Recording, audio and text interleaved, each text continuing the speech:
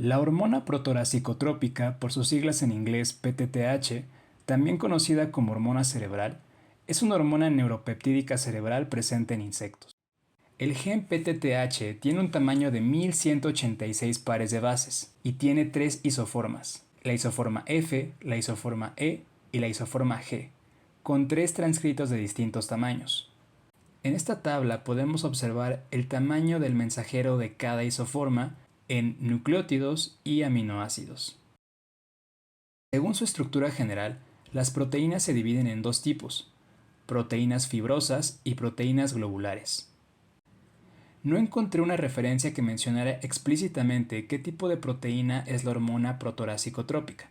Sin embargo, debido a su función y a su reportada posible similitud con la estructura de la insulina, puedo suponer que se trata de una proteína de tipo globular. No presenta una estructura cuaternaria. En la imagen podemos observar la estructura terciaria de las tres isoformas de PTTH. De izquierda a derecha observamos la isoforma F, la isoforma G y la isoforma E.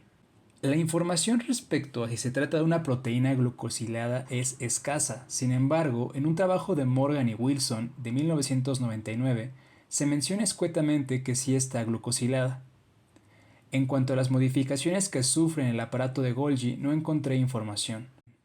Además de que es secretada de un par de células neurosecretoras bilateralmente simétricas en el cerebro de Drosophila melanogaster, como respuesta al envío de una señal de activación de otras neuronas cerebrales, es decir, se trata de una secreción regulada, no encontré más información relacionada con la ruta de secreción de esta hormona en la literatura consultada. Por ello, me dedicaré a explicar a detalle su función e importancia. La PTTH funciona en la metamorfosis como un activador hormonal de la síntesis de ecdisona en la glándula protorácica. Fue descrita por primera vez en la década de 1920 por Stefan Kopek, un biólogo polaco que utilizó experimentos de decapitación para demostrar que la cabeza del insecto es necesaria para la muda.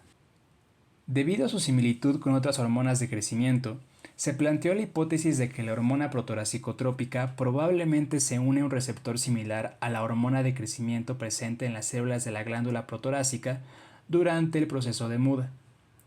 En años más recientes y utilizando herramientas bioinformáticas, se identificó al gen del receptor de tirosina quinasa torso, que posteriormente se demostró mediante análisis genéticos y bioquímicos que era el receptor de PTTH.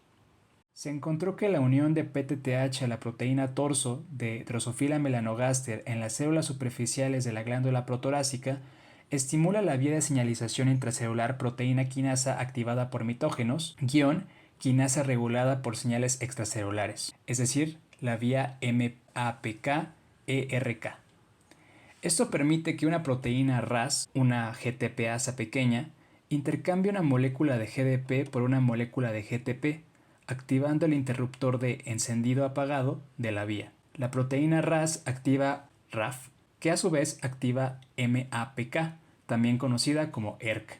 ERK activa un factor de transcripción, conduciendo a la activación de la biosíntesis de ecdisona. Durante cada episodio de secreción de PTTH, el flujo de hemolinfa lleva esta hormona a las dos glándulas protorácicas, donde estimula la secreción de ecdisona por el proceso descrito anteriormente. A medida que la ecdisona circula, sufre una activación periférica para formar 20-hidroxiecdisona, una hormona que afecta principalmente a la epidermis del insecto, la capa de tejido vivo justo dentro del exoesqueleto.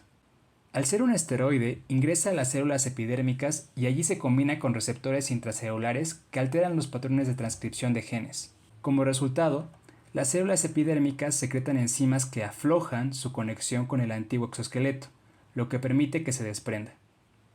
Por último, las células epidérmicas sintetizan un nuevo exoesqueleto más grande. En otras palabras, se produce la écdisis, proceso fundamental para el crecimiento de los insectos y otros artrópodos.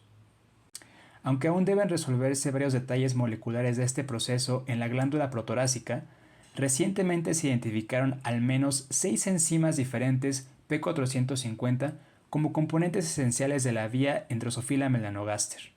Los genes que codifican estas enzimas P450 se denominan genes Halloween, debido a su fenotipo mutante letal que se caracteriza por un exoesqueleto defectuoso.